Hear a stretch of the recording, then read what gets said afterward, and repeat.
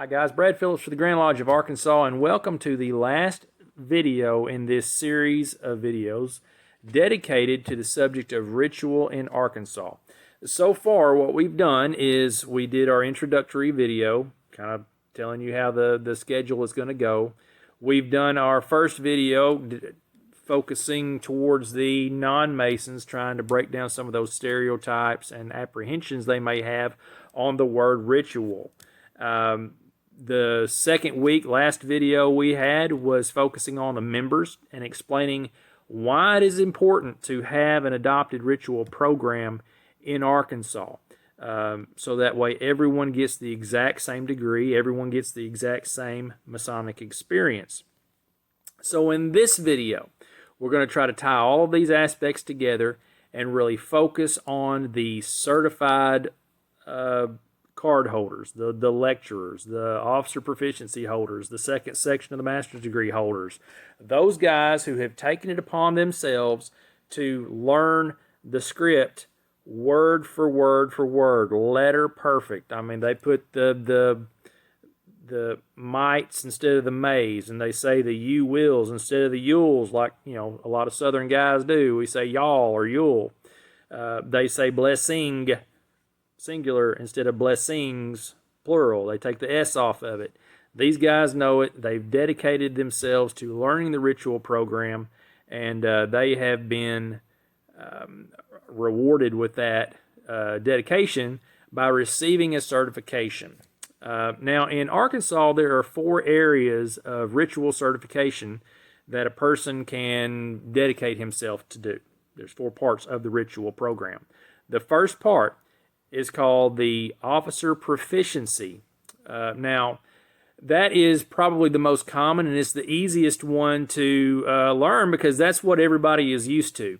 If you'll remember in one of my previous the videos I've done where I spoke about the FFA, they have the same opening ceremonies and closing ceremonies, and this is the card that they would be getting. The certification relates to the opening and closing ceremonies of a stated meeting, in addition to dispensing and resuming labor within the various degrees. Now, the second area in which a person can be certified is in the lectures.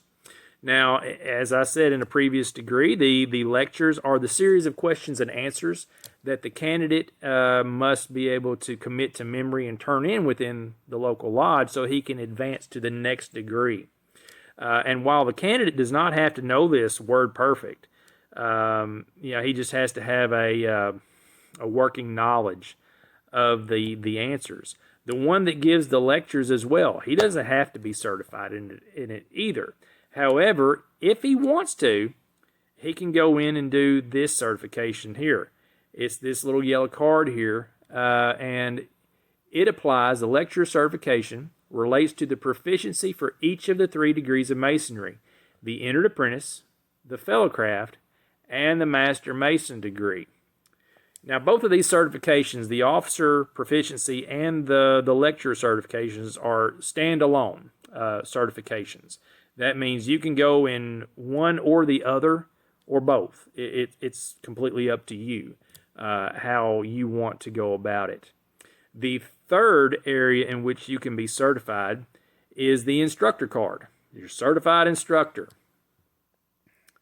It is a member must demonstrate that he knows the requirements for both the officer proficiency and the lecturer certifications, in addition to being able to confer all 3 degrees of Masonry.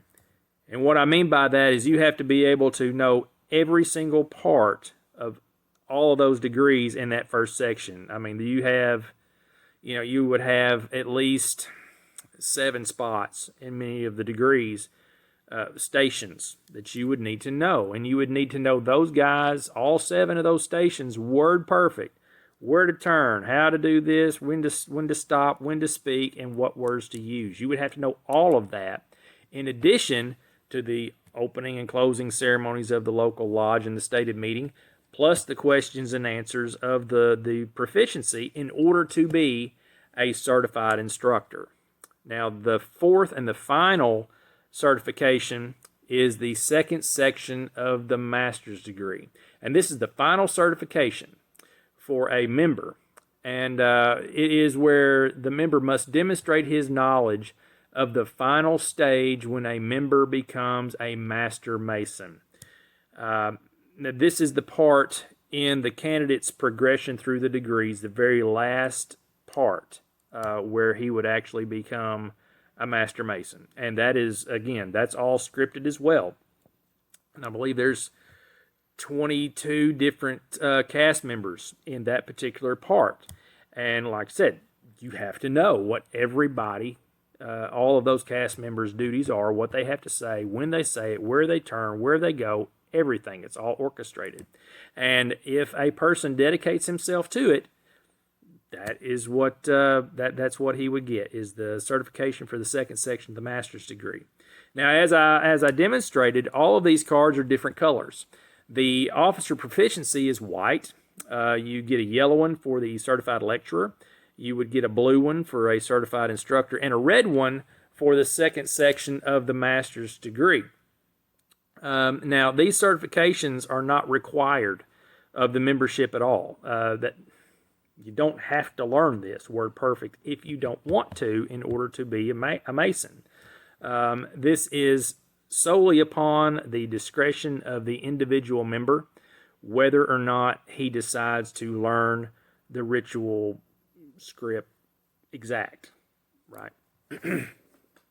Now, once a member obtains his certification, he is allowed to give examinations to the ones that are not certified when he is asked to do so. His certification does not imply he is a better Mason or of a higher degree than any other Mason in the fraternity. A certification simply means that he has taken the initiative to learn the adopted ritual, the script, letter perfect. The certification does not give the member the right to provide corrections unwarranted, okay, or to, insult or belittle or do anything else to other members for not being certified. Just because those guys don't have a little paper card in their wallet don't mean they're less of a Mason than the people that do have the cards. It's very important to understand that. This is an individual-based program. The ritual program is. Freemasonry, above all other things, it's about service to others. It's about self-improvement for yourself. Okay, it's not a contest on who is the better Mason or who has the better memory. That's not what Freemasonry is. So a certified member has the responsibility to not only teach the ritual to those who want to learn it, but he also has a responsibility to be a role model for the new members.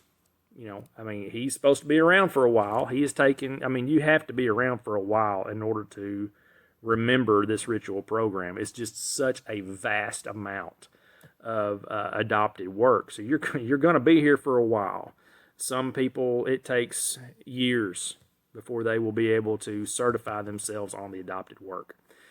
And that's one of your responsibilities, is to be a role model to those newer guys, to mentor them, to show them the way to do these things and how to become proficient in the degrees. Have that perseverance and continue. Don't get frustrated. We know it's frustrating. Don't get frustrated. Continue. Now, there are times and places for correction and education. And those being practice sessions at your lodge or an official school of instruction, directed by the Grand Lecturer. If you're asked to assist him, if you're asked to lead a practice, those are the times to do the instruction. And at that time, hey, if somebody asks you at any time, hey, did I do that right? Absolutely. Give them some instruction. Correct them. If not, keep it to yourself, in a lack of a better term. Corrections at the wrong time do more harm to the ritual program than it can never help. For example, when I was going through my degrees in 2006, I don't remember what is said specifically that night during my degrees. I know what it says now, but at the time, during my degrees, the only thing that really stands out to me are the people on the sidelines correcting the cast members. I didn't know what the cast members were supposed to say, but I knew when somebody messed up, because you hear these things on the sidelines of all the whispering and you said that wrong, or there's an S on that word, or something like that. That sticks in the candidate's mind.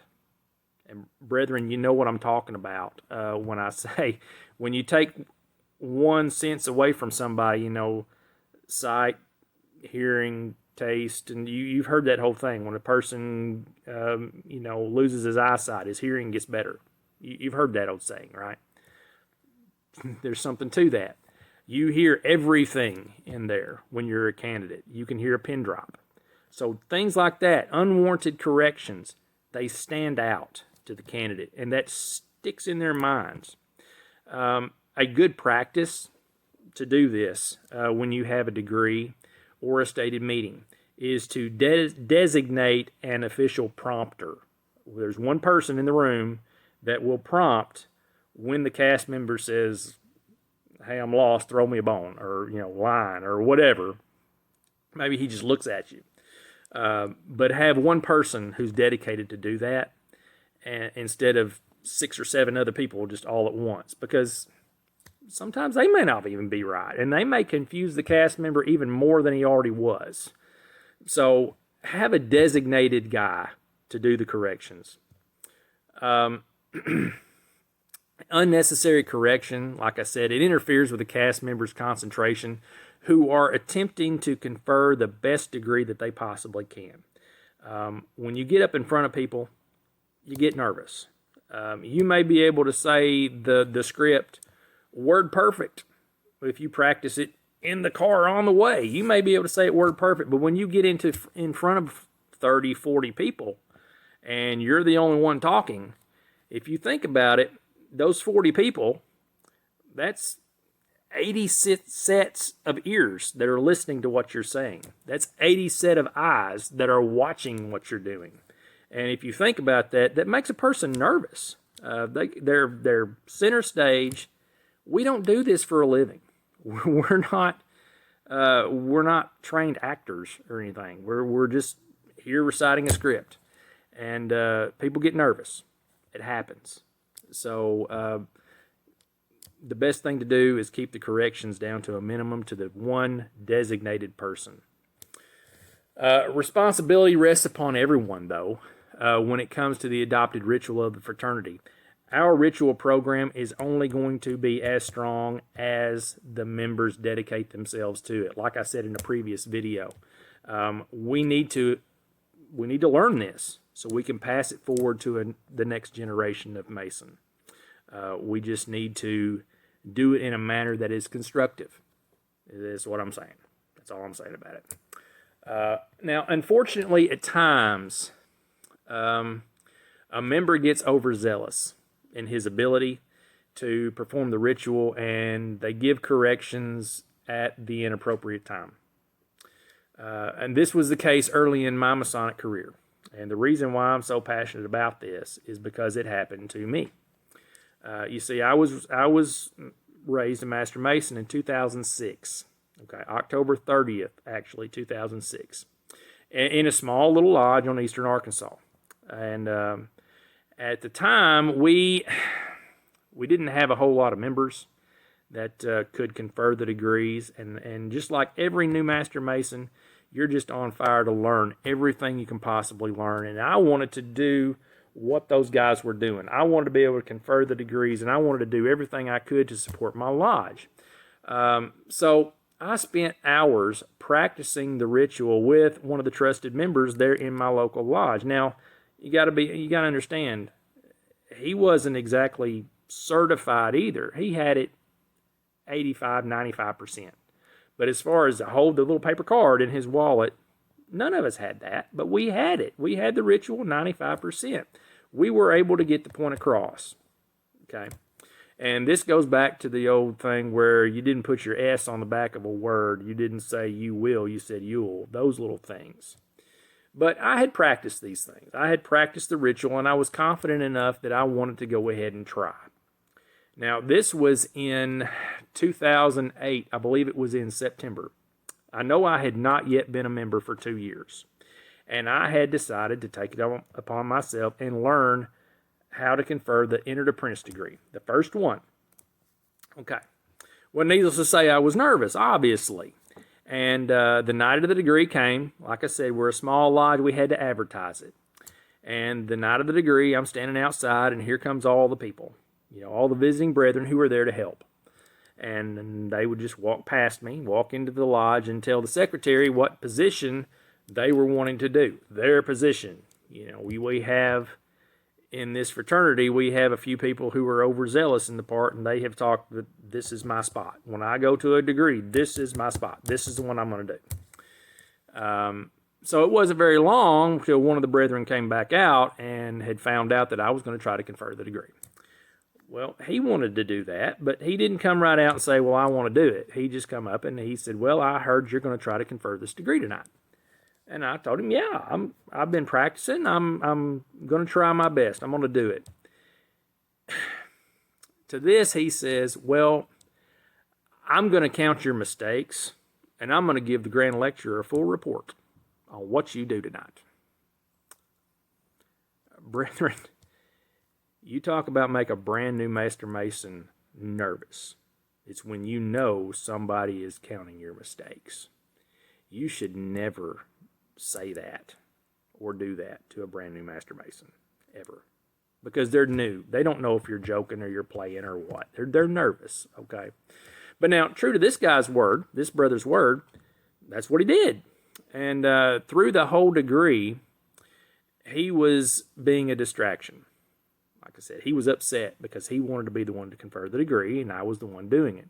So every time I would make a mistake, he would shake his head, he would go like this, he would stomp his feet, he would make a grunting noise, he would do something to cause attention to distract me over to the side where he was through the whole degree. And the longer I went, the worse it got. Naturally. I mean, you can't work through that and have on a good degree. And at the end of the degree, he was overheard saying by one of the other guys there in the lodge, he had said that, well, I counted 47 mistakes. That is disgraceful. He should not even been allowed to do it. I should have been able to do it. And he got up and he left. And then, true to his word, I got a phone call from one of our Grand Line well, not our Grand Line officers, but our Grand Lecturer, our Board of Deputy Grand Lecturers. As I explained in one of the previous degrees, they're the guys that are in charge of keeping the ritual program, the script, together and making sure that yes, this is the way it needs to be done. Okay, so one of those guys called. None of our current guys. I want to just make that clear. This is back in 2008, over 12 years ago. So none of our current guys were on the board at that time. And he told me that, yeah, the guy came in and gave him a full report on it, and he had told the guy, look, it is not your place to count mistakes. It is, or even report your opinion to anybody. You're supposed to keep that to yourself. Be supportive, be a Master Mason. But at the end of that, he said, however, if you need help doing it the correct way, then you come to me and I'll teach you the correct way to do it. And then that was the end of the conversation. Brethren, there was no support in that conversation at all. There was no, at least you tried.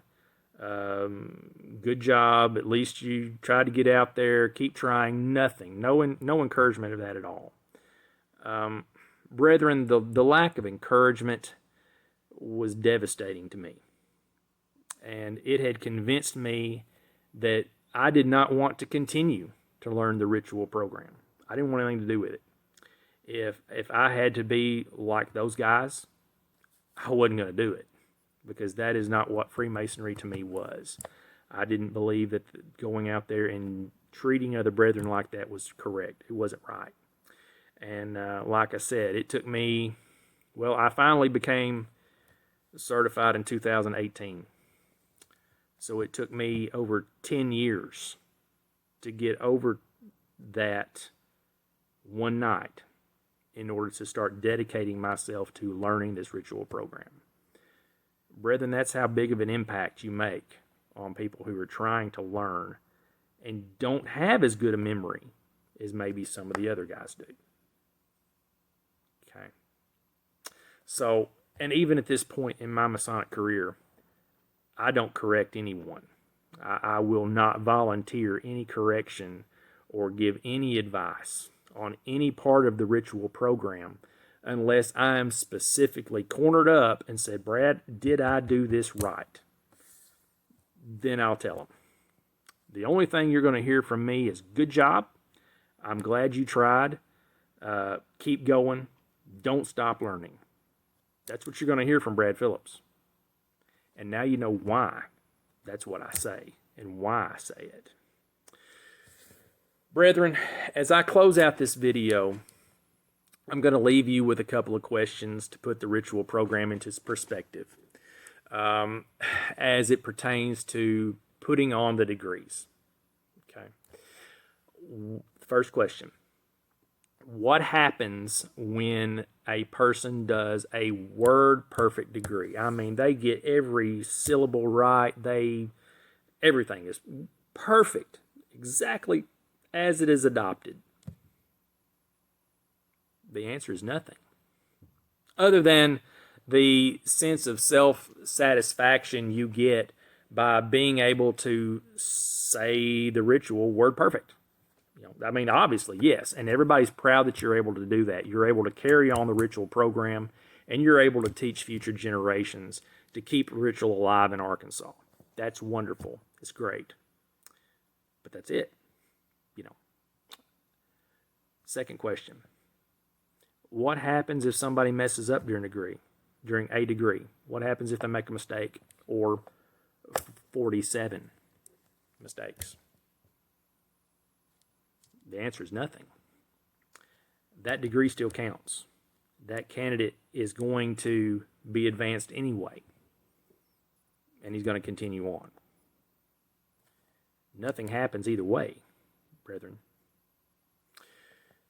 So, the best way that I have found to, and I'm going to quote the Grand Lecturer, Brother Monty Fulmer, on this, and I'll put that up.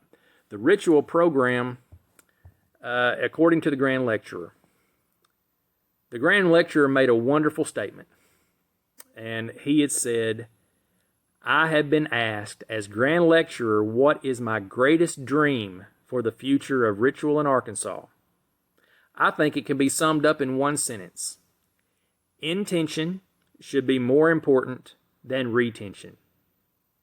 In other words, I would rather watch a degree done by a group of brothers who truly love the craft and each other put on a degree that you can feel their heart as it is being poured out, trying to give this candidate his best Masonic experience, than watch a dry, letter-perfect degree where the ritualists are the stars, where one tries to shine brighter than the other. That is not Freemasonry. Brethren, the ritual program, as discussed throughout this series of videos, is an important aspect of Freemasonry. It is. It's what sets us apart. It's very important. However, it's more important to show support for your fellow members. That support doesn't come from unsolicited corrections. If your brother does not ask you for advice on his ritual proficiency, his progress he's making, then that means he's satisfied with his knowledge. At this point in his career, he's satisfied on what he knows, and he's going to continue at his own pace. Obtaining a certification is a personal victory for the individual member only. Where a person may lack his ability in retaining ritual, he makes up for it with service to his lodge and his community. and other aspects of Freemasonry. I hope this series of videos has helped you to put in perspective how important our ritual program is, how it is structured, and I hope it enlightens you on how it affects all the members of their responsibility to support each other.